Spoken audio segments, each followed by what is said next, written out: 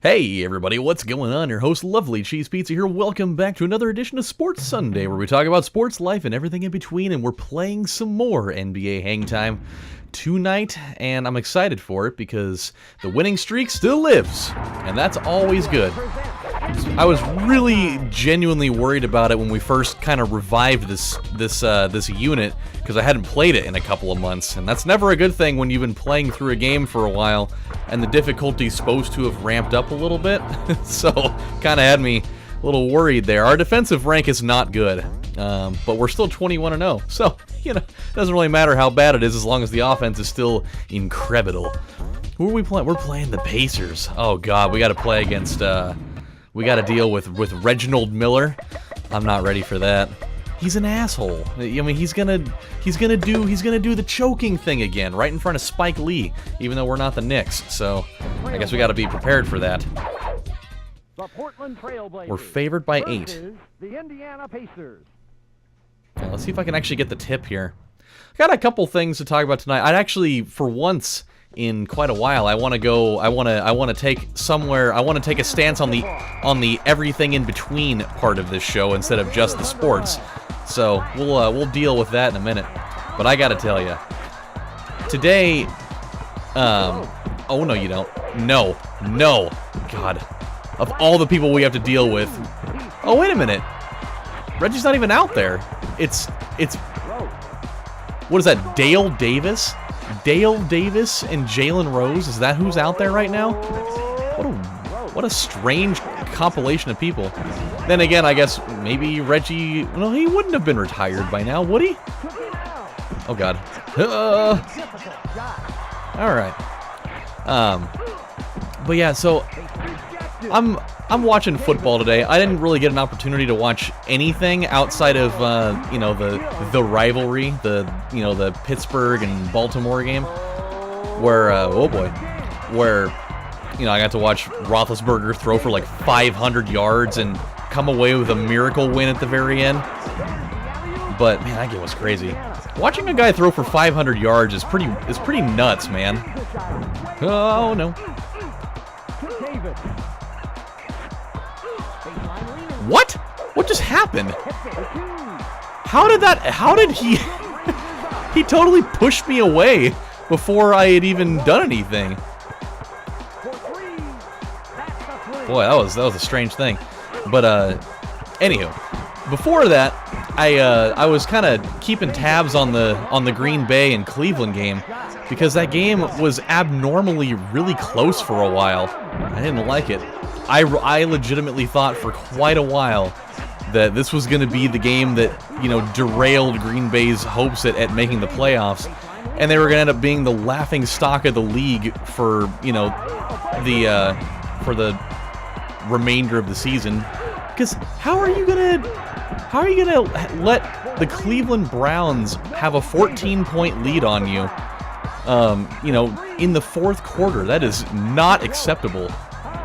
Oh, get up there. Attaboy. It was disgusting. Like, they were letting Deshaun Kaiser do quite literally whatever he wanted. And I'm thinking, you know, oh boy.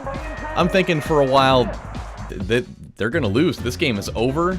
Like, it's in the late third quarter, and Brett Hundley and company have only mustered up like 150 yards of offense, and you know, Cleveland's just doing whatever they want. They can't be stopped. It's all bad. Josh Gordon is just tearing them up, and I'm gonna have to deal with this from, you know, all of you know, the people that I know that give me shit for being a Packers fan.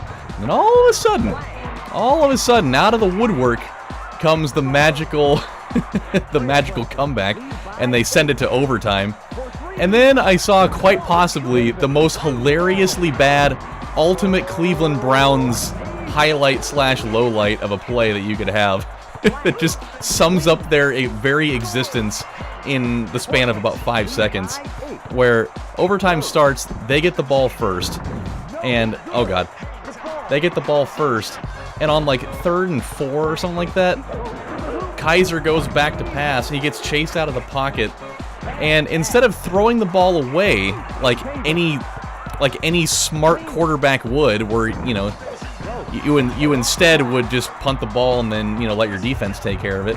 He decides he's going to force it, and he ends up just throwing the ball inexplicably just straight up in the air.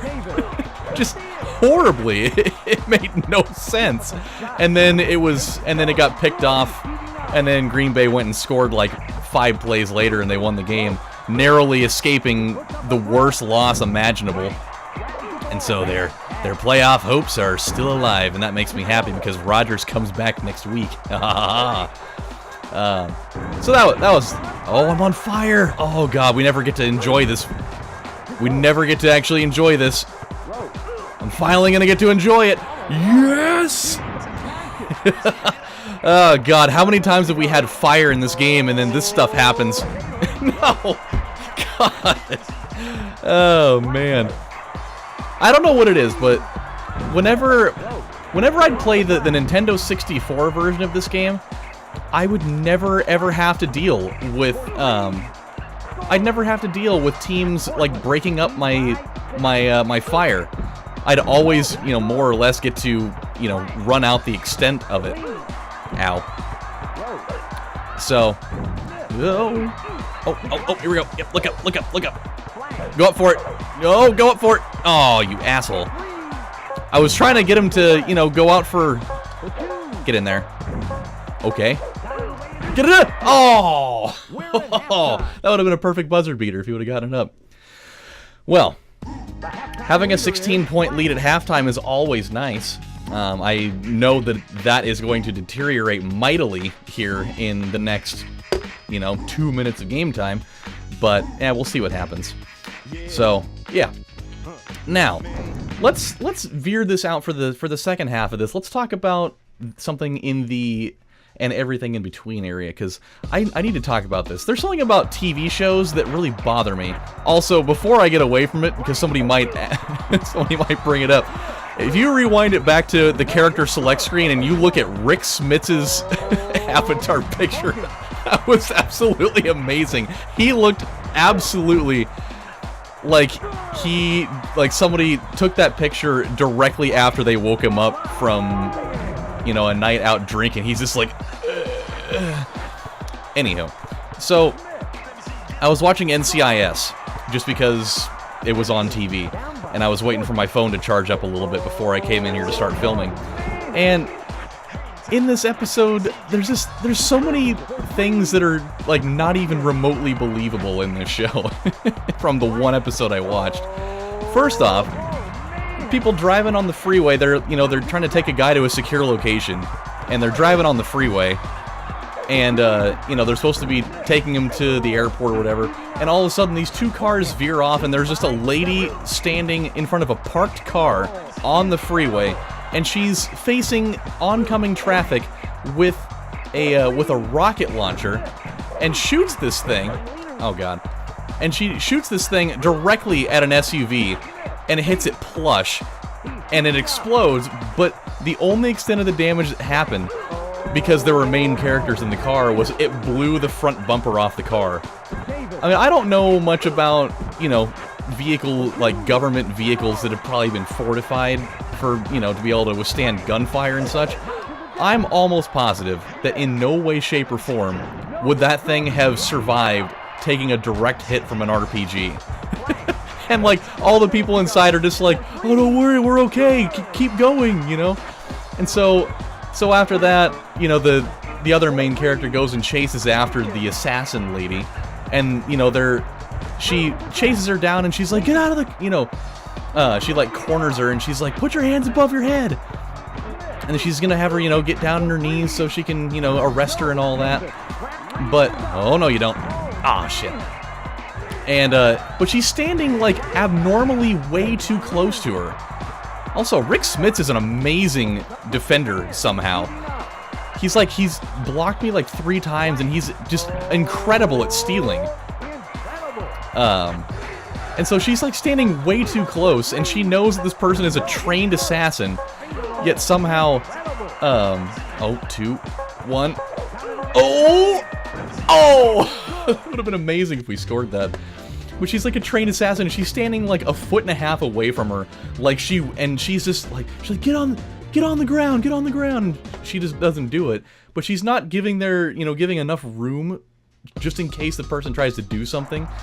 She just stands there, and then just magically the girl's able to kick the gun out of her hand, and then they ensue in this fight where she's just getting absolutely obliterated, but she has the magic moment where she's able to, she's able to turn the tables at just the right time so she can, reverse everything and start beating the hell out of her. But then all of a sudden it changes again, and now she's randomly, she tackles her and into like this plastic stuff, and she's able to wrap it around her neck and start strangling her, and then she gets punched in the face by a tape measure.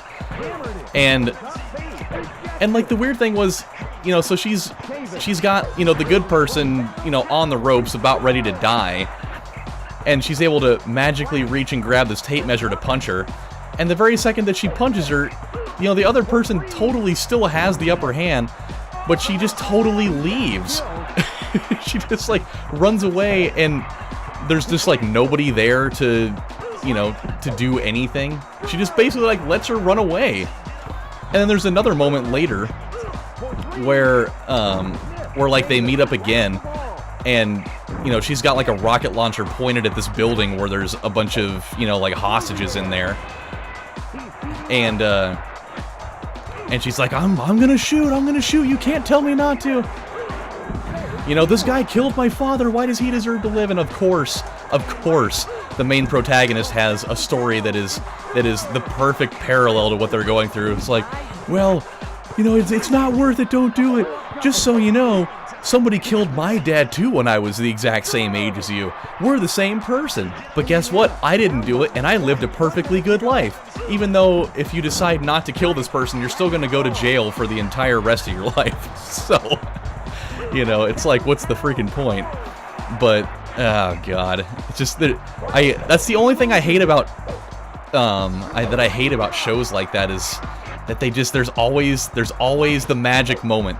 Oh god, I just realized this was a 3-point game. I've been kind of loafing around a little bit too much here. Oh god, oh no, oh god, okay, we gotta score. What? Oh no. No! Okay, I'll take that. That's actually better. Oh, come on. Oh my god. I can't let you shoot it. No!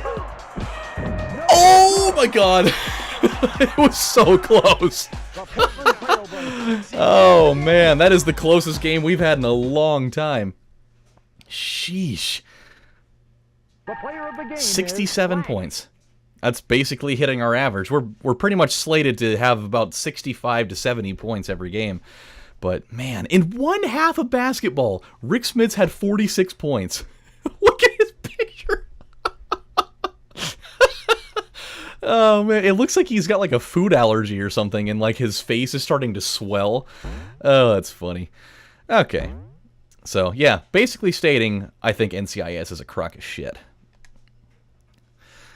What do we have? Who was the #1 overall pick in the 1990 draft? Well, I can tell you it wasn't Tom Gugliotta. And I'm fairly certain it wasn't Kenny... Oh, boy. I'm going to say Derek Coleman. Oh! Nice. As much as I would have loved to pick the Googs, I know it wasn't him. We get the Rockets next. Oh, boy. Who's going to be on that team? I don't know who's going to be on that team, to be honest with you. At this time, who the hell would be on that team? You got me. You got me, ladies and gentlemen, but holy crap, that was way closer than it needed to be. We got outscored big time in that half, but we still won because we have Rasheed the Weed Wallace. So, my friends, the winning streak is still intact. When we come back next time and let's play some more NBA Hangtime on Sports Sunday, we will we'll take on Houston and hope to God that we have a little bit more of a comfortable win than we just had here, because that was stressful. But you guys take care, and I'll see you next time. This is your host, Lovely Cheese Pizza, saying thanks a lot, and don't watch NCIS. It's stressful, even though LL Cool J is pretty cool. But you guys take care. I'll see you later. Have a good one. Bye.